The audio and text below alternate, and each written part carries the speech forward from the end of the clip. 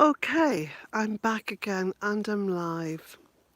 And there was a mentally disturbed person on the chat before. Let me just grab my coffee. And I suppose by the law of averages, there's always a certain amount of mentally disturbed people in and around the world lurking. Just close the door. Lurking, waiting for someone like myself to pop up in a live stream. So no, this is live but without the chat. So, this is better. There's nothing worse than seeing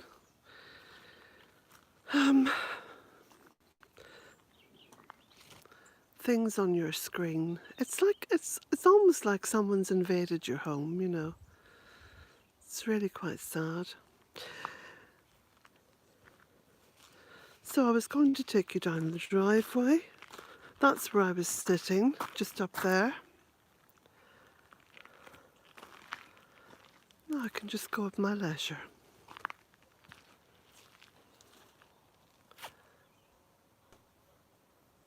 Rose hips.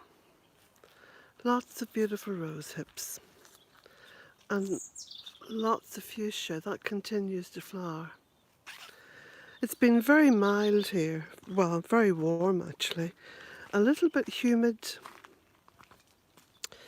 So I've spent the past week or so working daily in the gardens, in the woodland gardens.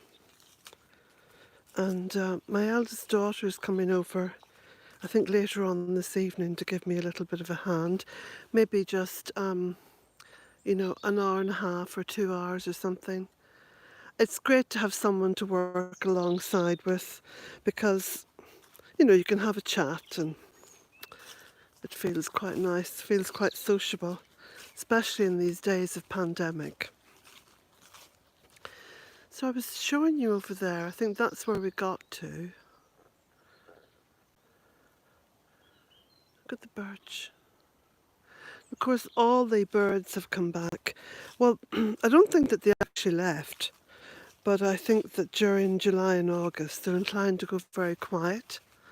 And no surprise there, really, when you think of the trauma they've had to endure, you know, raising a whole nest full of little uns. Yep, and there's more buddleia come out up there.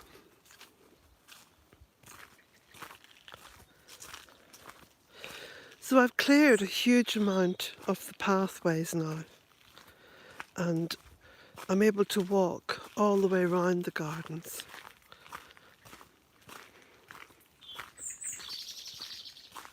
The blackbird there. They make a lot of noise when they're flying. Now look at all these, gosh, quite a lot of ash leaves there. Of course, many of the ash trees now are dying. They're on their way out, sad to say. But as I've planted such a massive diversity of trees, it's not going to be a problem. Lots and lots of trees here.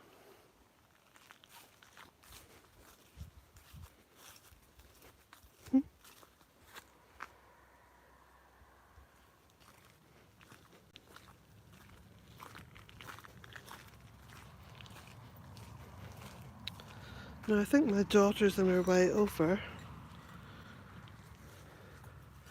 because she was just calling me there before I finished up on the previous live video, which by the way I have deleted because I don't want any poison in any way, shape or form reaching Bealtaine Cottage.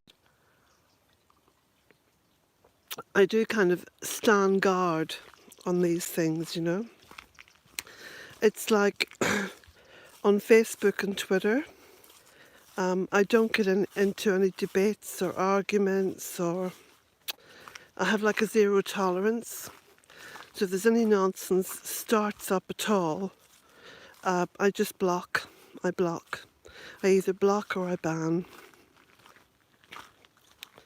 Oh, there's the cows on the field across the road.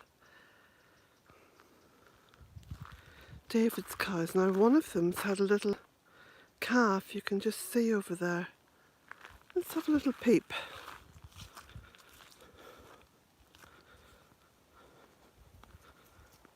There's 3 beautiful cows and a calf. Lovely. Lovely sort of charcoal grey one there, can you see?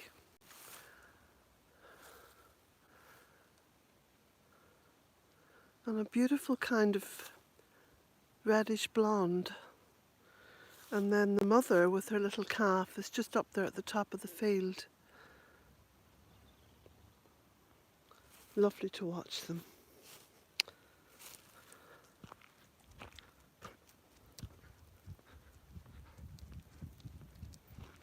Ah, come on, Jack, we'll just go for a little walk. Don't know if you remember when I cut back all this rubus and snecchio by the gate. I mean, I just cut it down, thinking it would be another year before it grew. Well, that was only a few months ago and it's all come back. There's an incredible propensity for growth here in the west of Ireland. You know, between the temperature and the rainfall, and also the rain that comes in from the Atlantic has a lot of micronutrients in it.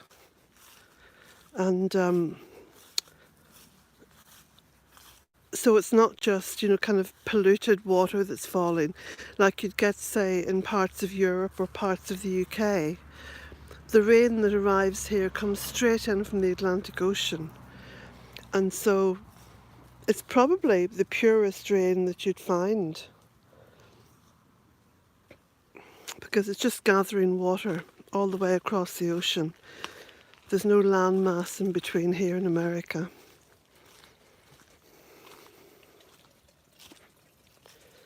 My little stream.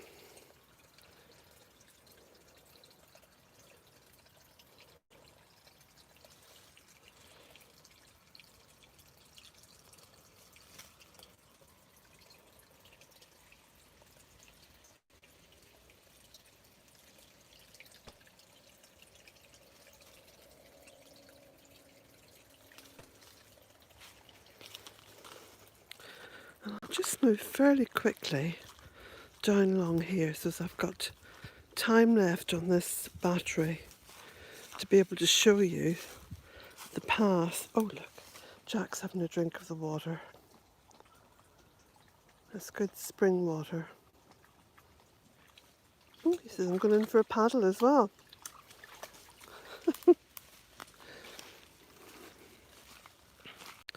So here you can see the results of the cutting back.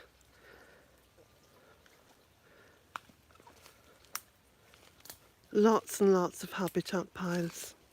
And they will just be left in place over the course of the winter, providing homes for wildlife. There's quite a lot of willow here that's stacked. A lot of that is dead, so that will be good kindling as we go through the winter. I'll just come down this way. Now, you very rarely get the chance to come down this way. So if you have the map, this is the bog garden.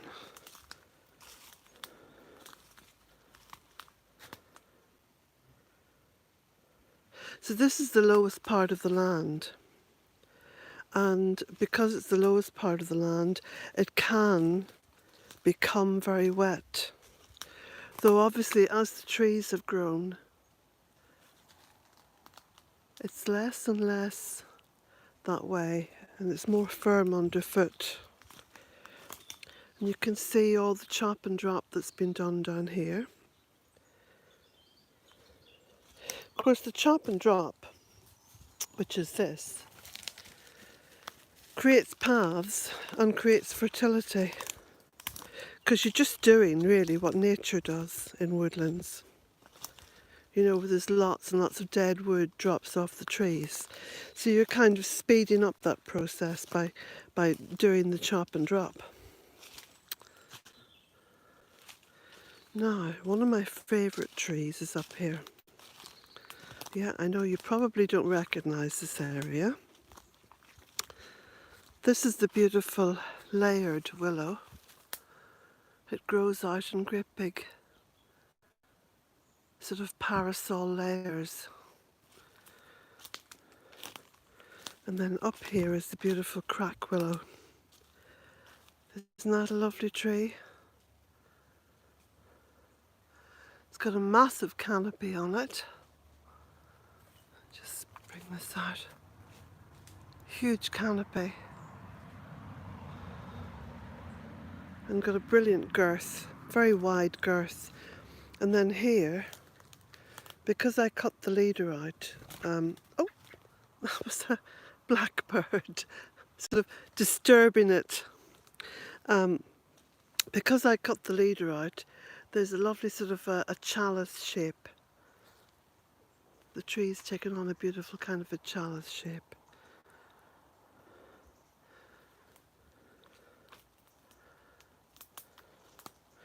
And then this is the path that myself and my daughter worked on last week, opening up. I couldn't actually get up this path top. It was completely overgrown. So you can see what we've done. We've come along here cutting away on the left and stacking all the cuttings on the right. And there's a reason for that, because this will sort of biodegrade down, almost kind of compost down, and next spring it should be ideal then for planting more trees into. Just show you. Just do 100 and 360. I'll do a 360. Jack! Here he comes. Here comes the boy. We'll go on up this path.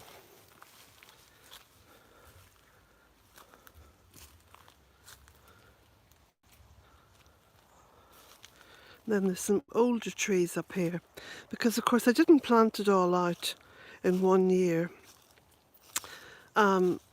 This project has been planted over the course of 16 years. I continue to plant. Well, there we go, that's brought you to an area that you don't normally get to see.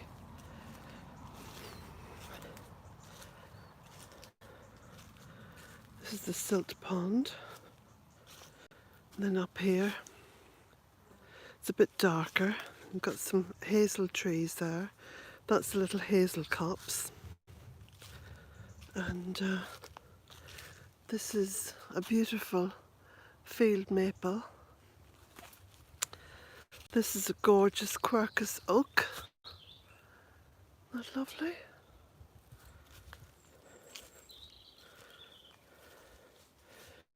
And then my daughter's made this little bit of a handrail here. It's a little stream that's coming from the spring well in the fairy wood. So we're just there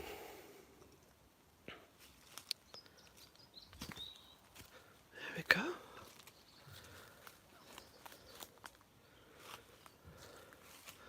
It's looking back. Come on then. Good boy, come on.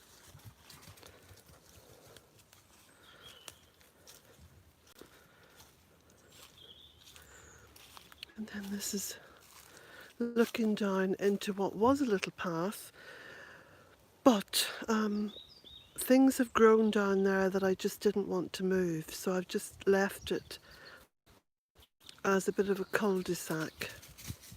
Well, not for Jack, of course. He can go wherever he pleases.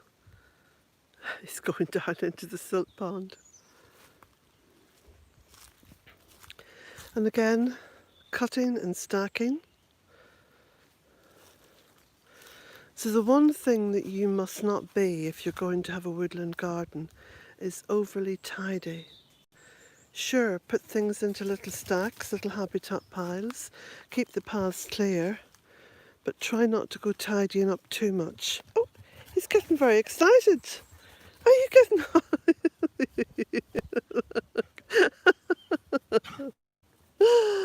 Oh, Oh, you just got a wee flitter on him there. A wee flutter.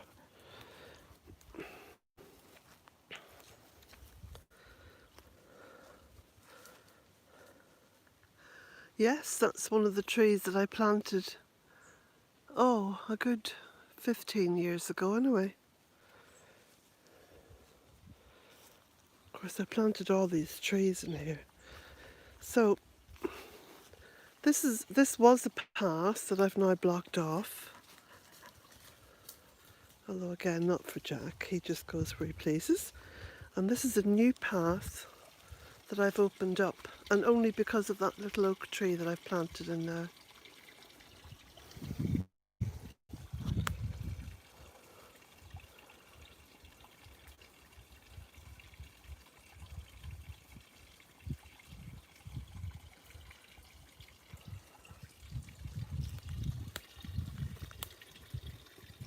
And that's from the spring well.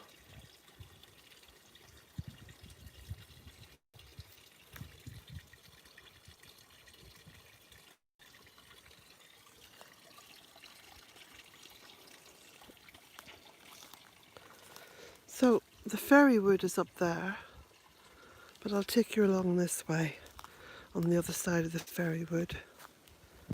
So this is one of my little babes, and that's why I've made the path right up past it, because of course each time I come past it, it has a lovely sort of effect on the oak.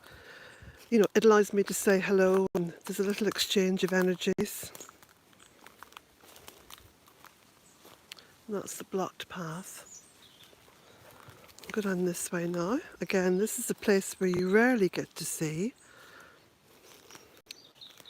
Don't know if you recognise that stone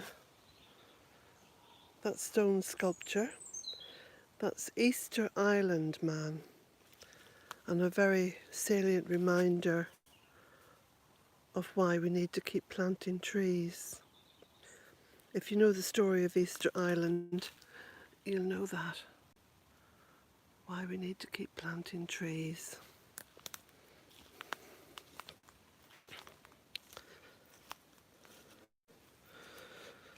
Now that's looking across the ditch into the fairy wood. We'll continue along this fairly new path. This was the path that I started to do the chop and drop on at the beginning of the summer. And you can see it's provided a good base upon which to walk, because it was very wet and boggy along here at one point, but the path's been raised up with all the chop and drop wood, and then some stones and some ash from the stoves, and you know, you just build it up until it's out of the wet.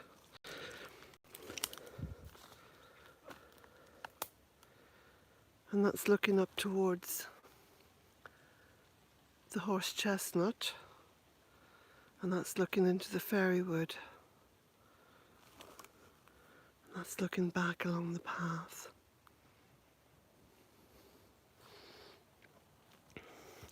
But of course, coppicing, you can see the reason now for coppicing. See that willow? And it's just almost resting on this green beach.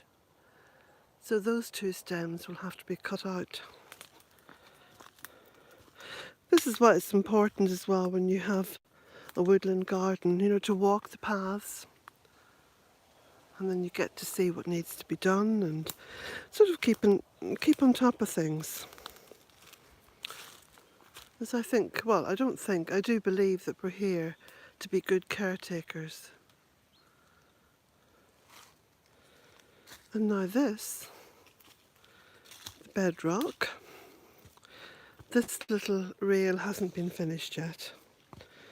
It's on the to-do list. And this is back up more or less where we started. So it's just a small part of the gardens. There we go, there's the cottage. No, I think that was a bit of a more pleasant experience.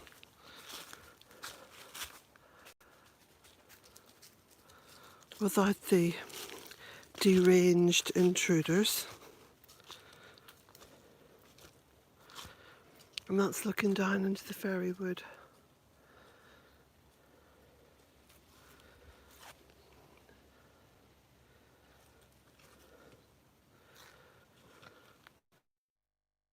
It was a nicer experience.